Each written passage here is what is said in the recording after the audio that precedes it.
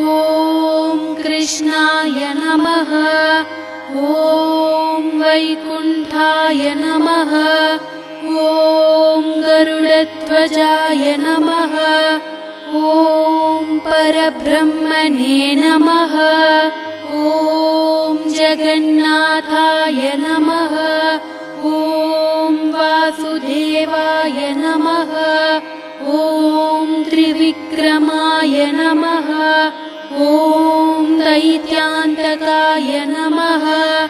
ॐ मधुरिपवे नमः। ॐ दार्क्ष्यवाहनाय नमः। ॐ सनातनाय नमः। ॐ नारायणाय नमः। ॐ पद्मनाभाय